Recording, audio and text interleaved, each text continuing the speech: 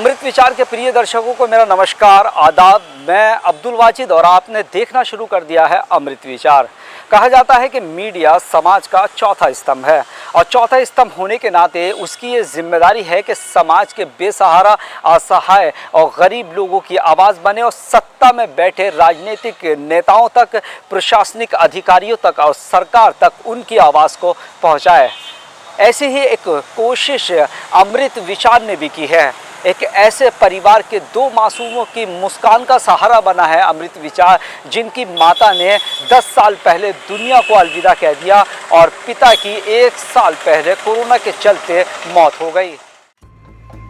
UP की योगी सरकार में असहाय और कोरोना काल में माँ बाप को गंवाने वाले बेसहारा बच्चों के लिए तमाम दावे हैं, जिनमें से मुख्यमंत्री बाल कल्याण योजना एक है।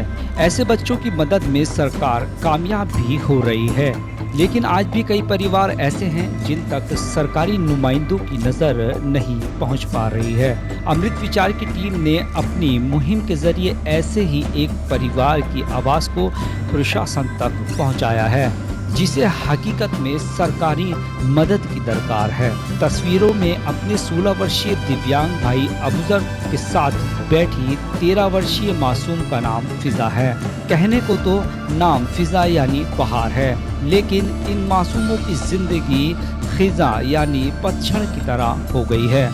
दोनों मासूमों के साथ कुदरत ने कुछ ऐसा खेल खेला है कि 10 साल पहले माँ ने इस दुनिया को अलविदा कह दिया, तो इस कोरोना महामारी में पिता की मोहब्बत भी छीन ली। पिता की मृत्यु के बाद बेसहारा मासूम फिजा और उसका भाई अबूजर मुरादाबाद के करोला अखबार फैक्ट्री रोड के पास अयाज अहमद के मकान में रहते हैं। इससे पहले दोनों अपने ताऊ के पास रहते थे, लेकिन उनकी माली हालत अच्छी न होने की वजह से दोनों मासूमों को मजबूरन करोला आना पड़ा। ये मासूम 2 जून की रोटी के लिए दूसरों के आश्रय रहते हैं। इन असहायों का जीवन बड़ी दुश्वारियों से गुजर रहा था। इस बीच दोनों मासूमों के चेहरे पर मुस्कान का सहारा बने अमृत विचार अखबार ने इनकी परेशानी को प्रशासन तक पहुँचाया, जिसके बाद प्रशासन ने दिव्यांग भाई समेत बहन की ओर मदद का हाथ बढ़ाते हुए 1 महीने का राशन तो मुहैया कराया है, लेकिन इनके भविष्य को लेकर अभी भी चिंताएं बनी हुई हैं। लिहाजा इन बच्चों को सरकारी मदद की जरूरत बरकरार है। इनका अच्छे से पालन पोषण हो और भविष्य उज्जवल हो, ऐसी मदद मिलनी चाहिए, जिससे कि उनकी जिंदगी किसी पर बोझिल न बन सके।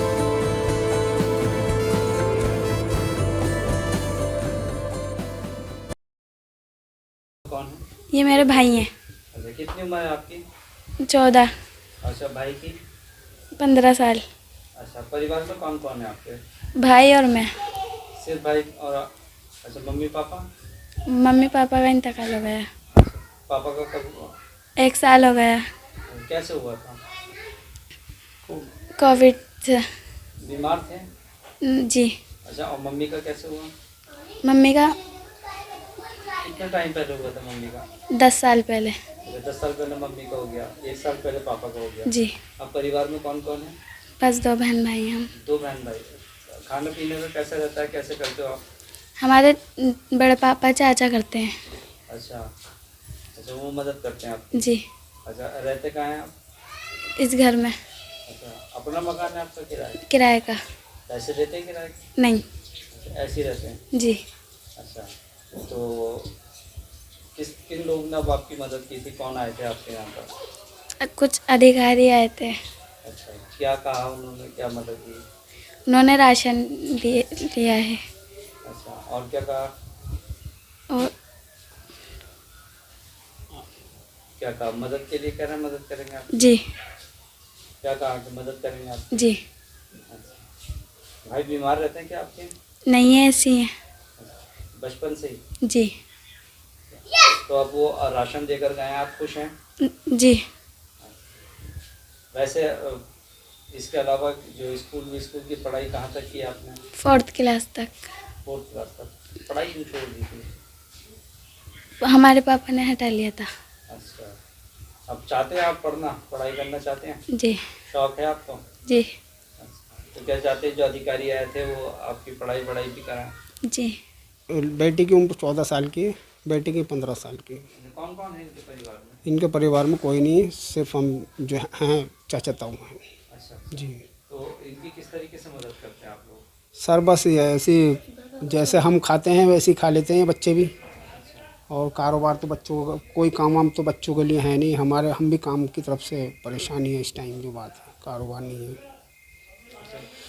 तो मम्मी पापा के साथ क्या हुआ था, कब इनकी डेथ हुई? इनकी मम्मी का 10 साल पहले तबीयत ख़राब हुई थी।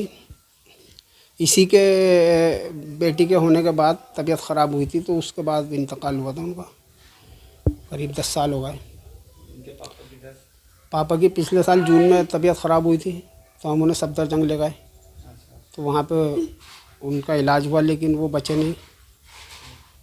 तो वहाँ उन्हें कोविड में ही उन लोगों ने रख दिया। कोरोना हो गया था? जी। वहीं पे दिल्ली में ही हमने कब्रिस्तान में दफन करा। अच्छा, जी। तो अब कौन अधिकारी आए थे, कैसे पता लगा उन्हें? सर, वो अमृत विचार एक न्यूज़ पेपर वाले हैं, उन्होंने यहाँ बच्चे के फ़ोटो खींचे, देखा, वो यहाँ तक आए, उन्होंने फ़ोटो दिए, फ़ोटो पहुँचाए, उनके ज़रिए अधिकारी आए, उन्होंने बच्चों की मदद करी। वो काफ़ी अच्छे अधिकारी थे, आगे को भी काफ़ी आश्वासन दे के गए कि इनकी हम मदद करेंगे बहुत अच्छी तरीके से, जो भी हमसे होगा वो हम करेंगे। अच्छा, ये बेटे जो हैं ये बचपन से इस कंडीशन में? जी, ये बचपन से ही ऐसे हैं ये। जी। तो अधिकारी क्या कहना है, किस तरीके की मदद की जाएगी आगे? अभी तो वो राशन की मदद करके गए, आगे को वो कह गए जो स्कीमें इन बच्चों के लिए हैं, इनके जी सरकार की योजना है, वो उनका लाभ ही नहीं मिलेगा बच्चों को। जी। तो बच्चे कितना खुश हैं अब मुझे राशन लेने मिल गया जी, है सरकार की? बच्चे काफ़ी खुश हैं, उनकी जब मदद हुई तो बच्चे काफ़ी खुश हैं। अब क्या चाहते हैं बच्चे, क्या चाहते हैं? वाह, यही चाहते हैं कि आगे को इनकी मदद हो जाए। ये है कि ये बच्चे किसी के मोहताज न रहें, इनका कुछ अपना हिसाब किताब बन जाए, घर का कोई इंतज़ाम हो जाए इन बच्चों के लिए। 16 साल के दिव्यांग अबूजर और 13 साल की मासूम फिज़ा आम लोगों की रहमत की तलबगार हैं। 2 जून की रोटी कोई दे देता है तो खा लेते हैं। ऐसे में अमृत विचार उनकी मुस्कान का हिस्सा बना है और मुहिम को उसने आगे बढ़ाते हुए प्रशासनिक अधिकारियों तक इस बात को पहुंचाया है। हालांकि प्रशासनिक अधिकारियों ने 1 महीने के राशन का इंतज़ाम तो अबूजर और फिज़ा के लिए कर दिया है, लेकिन अब भी तमाम ऐसी सरकारी योजनाएं हैं जिनकी दरकार अबूजर और फिज़ा को है। समाज के उन सक्षम लोगों से अमृत विचार की ये अपील है कि ऐसे लोगों की आप मुस्कान का हिस्सा बनिए, आगे आइए और उनकी मदद कीजिए। कैमरा पर्सन फरदीन अली के साथ अब्दुल वाजिद, अमृत विचार, मुरादाबाद।